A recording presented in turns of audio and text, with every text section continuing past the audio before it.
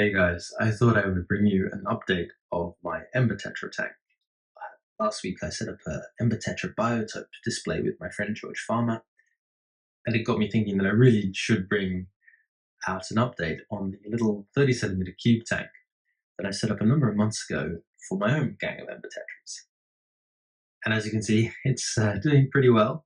I planted it with Halanthium bolivianum and Eleocharis montevidensis. Both plants are doing very well. The Halanthium is sort of trying to climb up the glass, and I just chop it back with scissors and it just comes back. The Eleocharis, quite a lot of it died off initially, but quite a bit managed to come back, but I've just pruned it so it looks a bit thin at the moment. So the tank is this 30 centimeter cube aquarium, and I've just lit it with a fairly simple LED light, straightforward. The thing that really brings the tank to life for me, however, is the Chihiros light background. It's a 30 by 30 centimeter light background panel, and I fitted it with a light ground foil, gradient foil from blue to white, which gives it this lovely, crisp and clean ambience, and then the Ember Tetras bring a sort of warmth and a vibrance and a contrast to it, which is really easy on the eye. The light ground panel, the Chihiros back panel came from Riverwood Aquatics. My good friend Pete runs that shop, and as I mentioned before, because he offers the pay in 3 installments plan, it makes it much easier to buy that kind of equipment from him, more accessible, more affordable. The tank is standing on a simple stand that was on sale at my local Maidenhead Aquatics shop. They had it set up already, and they were selling it for 30 quid instead of 70, so I thought, I'll have that. And I've got some glass lily pipes on here. I don't normally run glassware because I'm always afraid of breaking it, but on this tank you really don't want any clutter in there. And the Wazi Filter Smart heater is inside the Wazi Filter Smart filter, which also reduces the amount of going on in the tank, keeps it nice and clear, and the aesthetic is much purer, and I really, really like that. This tank is actually quite easy to run. I do a 50% water change every week. I add 1 pump of the Tropica premium fertilizer every week. And because there's so much plant matter in here, especially the Halanthium bolivianum, which is going crazy, it's sucking up the excess nutrients very quickly. It does a lot of biological filtration. So I have a tiny bit of blackbeard algae in there, which I tolerate. There's quite a few snails, because when I feed, a lot of the food I think goes down into the plants, and the snails, flourish with that. But there's also a lot of shrimp that feed on all the excess food.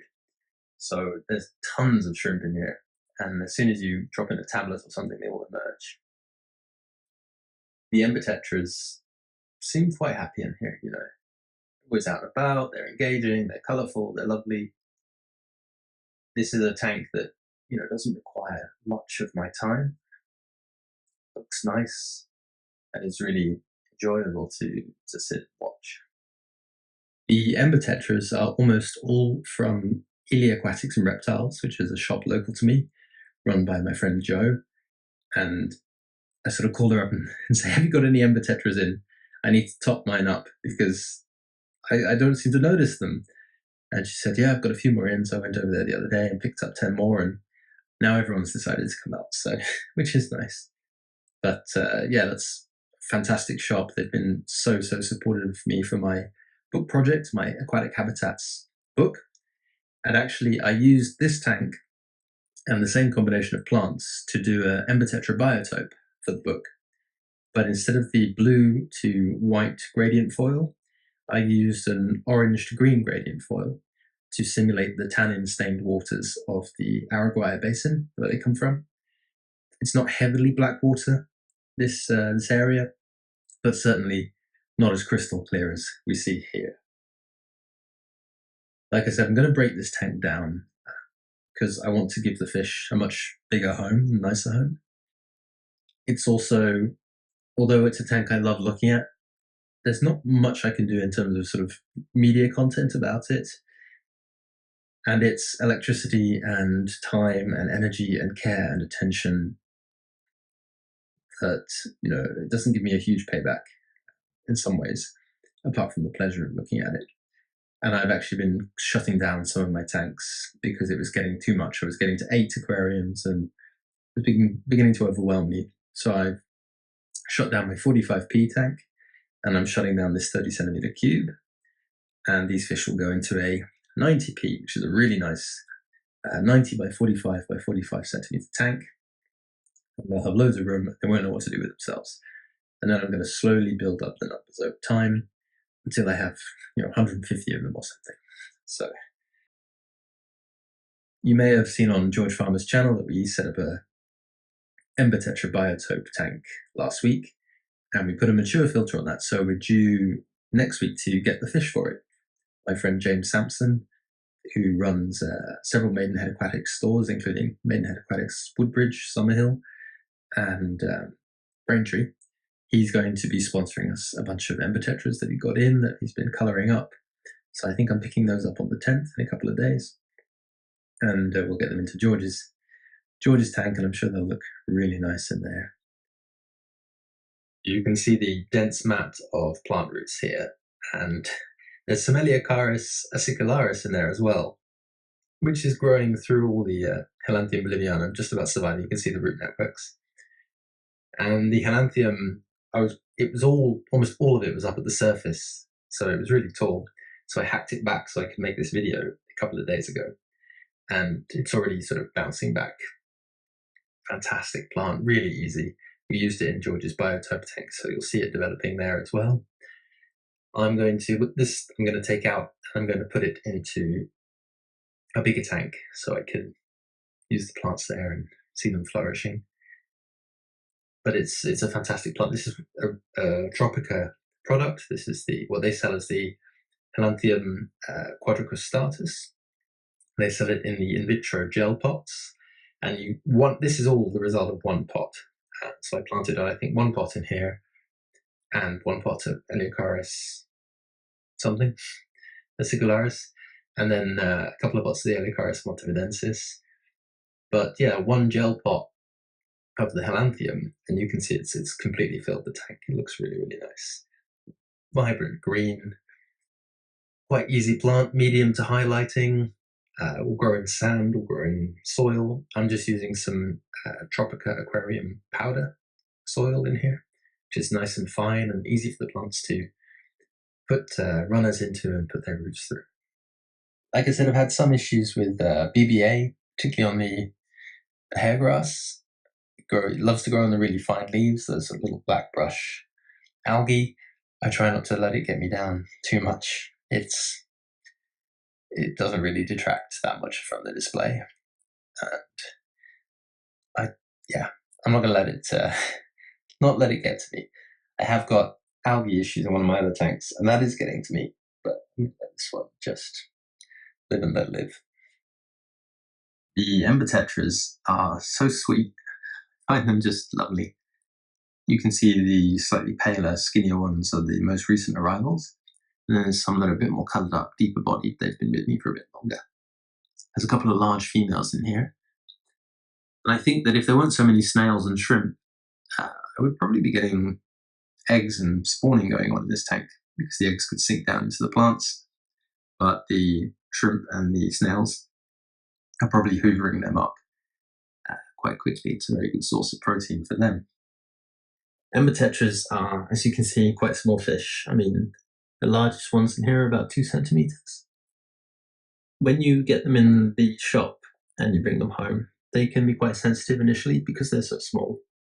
So if you've got CO2 running in your tank, please turn it off at least a couple of hours before you add your fish, because they can be quite sensitive to fluctuations in pH and CO2 levels.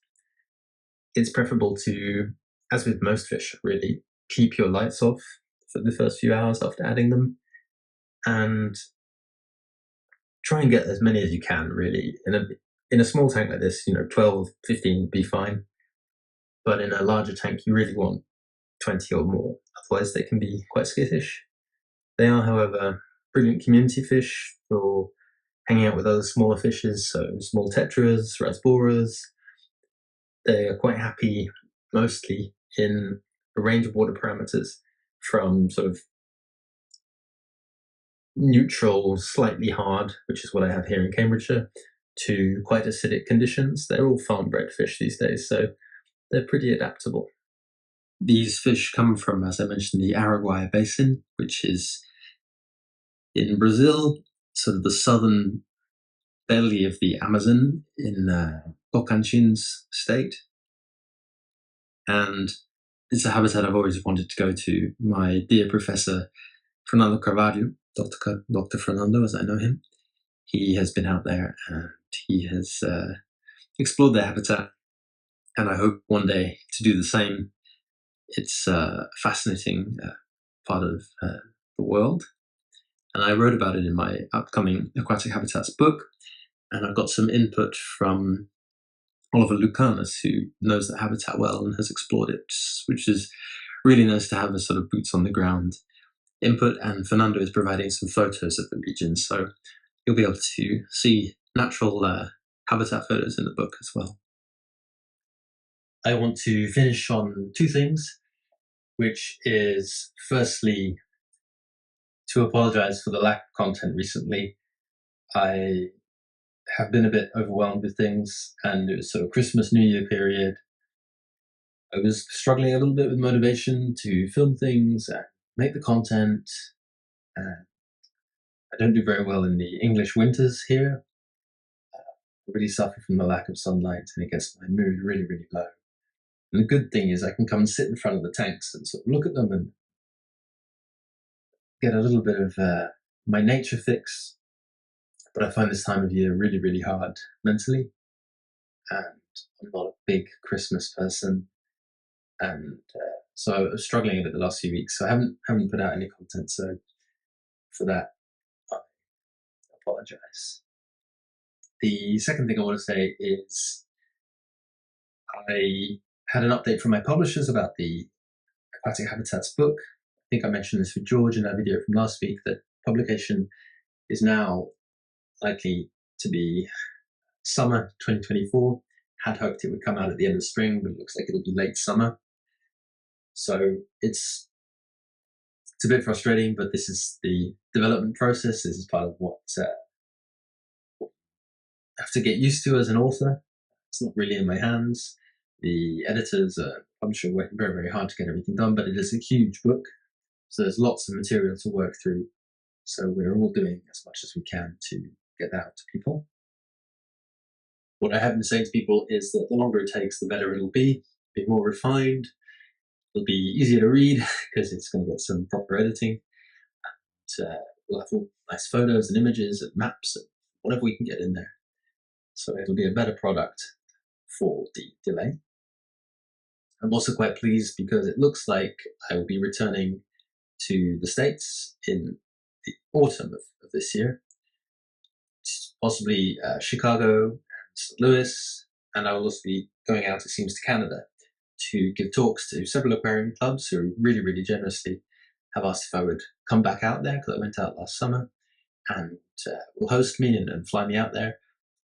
And the idea is to give talks about the making of the book and how it came together and its development, maybe do some workshops on setting up Biotope tanks, and also get a chance to meet people and hopefully also do book signings. So the idea is to have plenty of copies available at each of the talks to do sort of signings and talk about the books and meet people and get to know some of the very many wonderful people who have been so supportive of my efforts with the book and my general sort of fish keeping platform. I had such an amazing time in the States last summer, where I was hosted by the Chicago Aquatic Plant Society and by the Missouri Aquarium Society. And I have to say, some of the most wonderful people I'd ever met, some of whom I'd spoken to a little bit online before. My friend Jonathan Butkus in Illinois, who hosted me, and my editor, Jason, in Illinois, and took us out to collecting creeks and explore rivers and eat really good food. Such a lovely, wonderful guy. Really fantastic time with him. You get a darter, and you get a darter, Poor fish think they're in the simulator for the Air Force. Poor guys, yeah. We're testing their 4G, yeah. And then in St. Louis, I was looked after by Andre and Steve from the Missouri Aquarium Society, and put up in wonderful accommodation and taken out to eat fantastic things and taken to creeks to explore and dip and even do some snorkeling, which was a shock for me because I'm used to snorkeling in Brazil where the water is 26 degrees centigrade, and in the States it was closer to 16, so I was struggling a little bit in my shorts and t-shirt. But it was just so fantastic to meet these really, really passionate people. And the guys at Massey were then very kind in inviting me to write a little article for their data magazine, which is their membership magazine, which was great fun, and I had a really nice time. I'm hoping to do some more collaboration with them in the future. And I got to meet Alex, who, amongst other things, as well as being an incredible underwater photographer, I mean, incredible, is involved with Amazonas magazine and asked if I would write an article on black neon tetra habitats for them, so I did. It came out recently, and I was very pleased with that. So I was so lucky and so privileged to be there, looked after by so many people. I mean, Balin and Rich in Chicago, who just made sure I had a really good time. Jason, my editor, we hadn't met before. He flew out from New York to Chicago to hang out and explore creeks, and I also got to see a wonderful friend of mine, Matt, who I met in the Pantanal in Brazil with his wife, Carissa, and he flew up to Chicago from Washington to hear my talk and go to a record store and find amazing blues records, and then took me out with some of his friends to a blues bar in Chicago.